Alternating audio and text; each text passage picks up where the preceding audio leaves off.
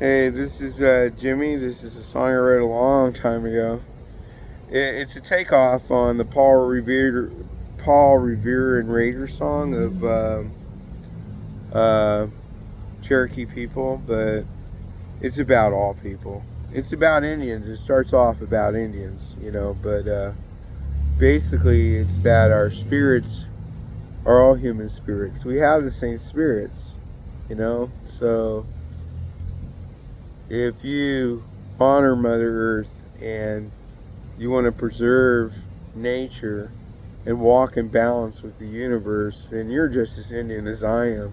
Because that's what we believe as Indians, that life is in everything and it should be honored, and that we have a responsibility, an obligation that we must meet to honor what we are given.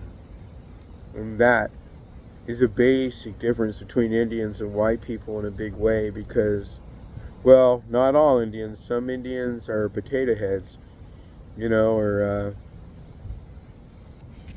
tomatoes or whatever. I mean, apple Indians or potato Indians, where they're brown or red on the outside, but they're white on the inside. Because white people, they think like computers, and to me, black people think with so much emotion. The Orientals, they think even more like computers. They're like the ultra computer.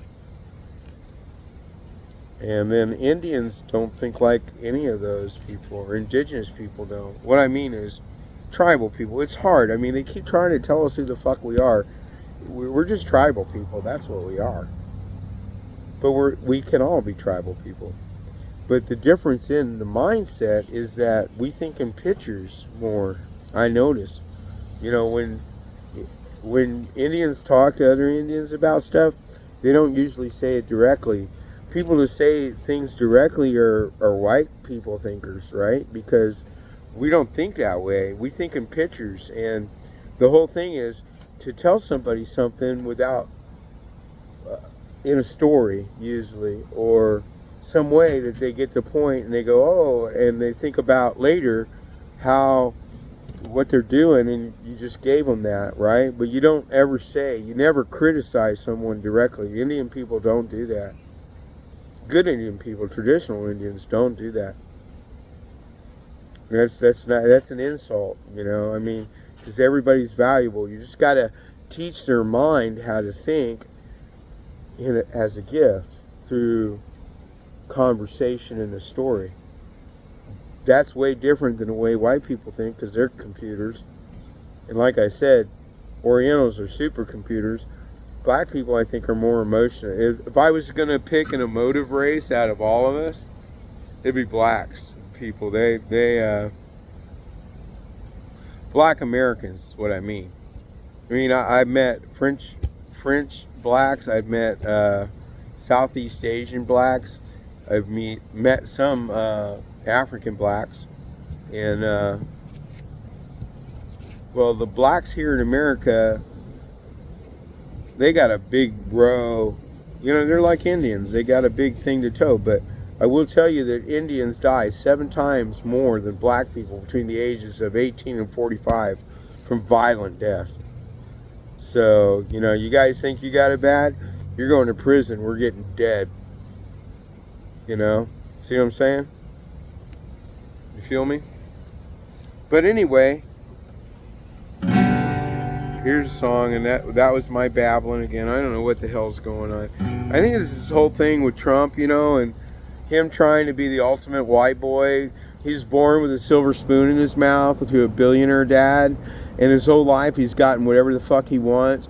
He's kind of not very intelligent. I mean, you get that. Everybody gets that in America.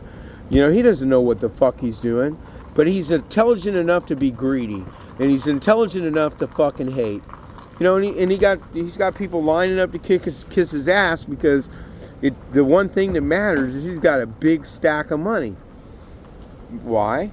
Because Elon Musk is funding him now, and he's the richest person. So what's it boil down to? It boils down to us, the masses against the ultra wealthy, who are buying everybody to agree with them or to let it go.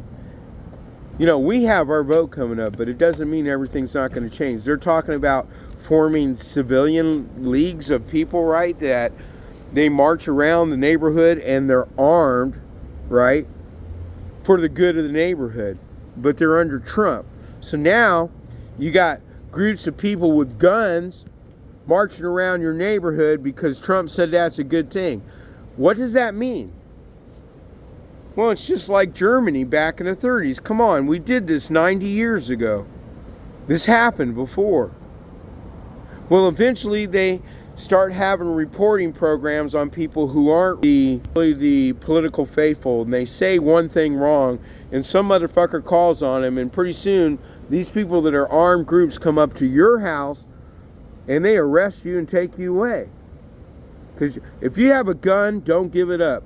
Do not give up your guns. Because you don't know, don't ever, whatever they do not give up your guns. I mean, you may end up using that motherfucker. But I'm saying that's what they do, and they come to your house, and then how do they get you to go away with them? The same way they did it to the people in Germany. They told them that if you don't come with us, we're going to arrest and kill your whole family. You know what? Those people went into those concentration camps, whole families sometimes, but less, or dads or mom or whatever, because they thought they were saving other people from death. They can do that again. They can do this again. This shit's going to get real. This is only 2 weeks into the whole thing of this 2025 plan, whatever it is. But it ain't got nothing to do with Republicans. It's got nothing to do with Democrats. It's got to do with democracy versus dictatorship. Got to make that clear. This is not about, and the whole time he's still trying to get us to hate each other. I don't hate anybody, man. I'm trying to live in balance. I'm just sharing this. And this would be another babble because I can't play after talking about all this shit.